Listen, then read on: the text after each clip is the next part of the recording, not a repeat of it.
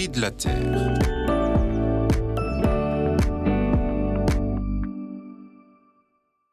Soyons des pèlerins d'espérance. Telle est l'invitation du Saint-Père depuis le 29 décembre 2024, date à laquelle nous sommes entrés dans l'année jubilaire ordinaire. C'est une année de célébration particulière de la naissance de Jésus, il y a 2025 ans. C'est une année de joie que le Saint-Père a voulu sous le signe de la vertu théologale de l'espérance, selon les termes de la bulle d'indiction du Jubilé publiée le 9 mai 2024. Je voudrais me faire l'écho de la dimension écologique d'un jubilé, comme de celle de l'espérance. D'un point de vue biblique, le jubilé peut être interprété comme un moment de la pratique de l'espérance, à double titre. Espérance pour le peuple de Dieu et espérance pour la terre. Mais d'abord, qu'est-ce que l'espérance ? C'est une vertu théologale qui signifie que notre fin ultime est la vie unie à Dieu, maintenant et pour l'éternité.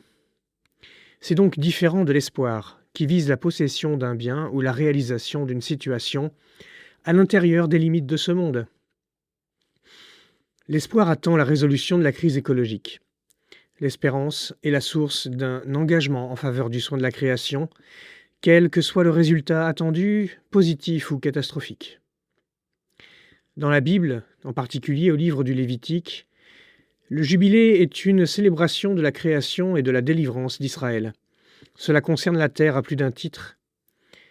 Tous les 7 ans, la terre doit observer un sabbat, une année de repos pendant laquelle elle n'est pas cultivée. Après 7 cycles de 7 années, soit après 49 ans, on observe l'année jubilaire, la 50e année pendant laquelle on ne travaille pas la terre non plus.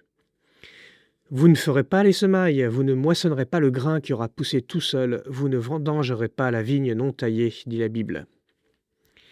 C'est une année de recentrement, pendant laquelle on fait confiance totale au Seigneur en ce qui concerne sa subsistance, comme le peuple au désert.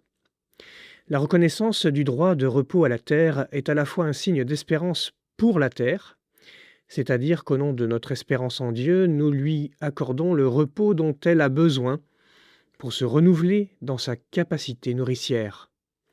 Mais c'est aussi la reconnaissance de l'espérance de la terre, celle dont saint Paul nous dit qu'elle est d'avoir part elle-même à la libération des enfants de Dieu à la fin des temps.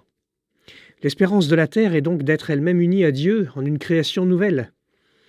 Notre vocation d'être humain créé à l'image de Dieu est alors de permettre à la création la réalisation de cette espérance. Il faut donc qu'elle soit la nôtre également.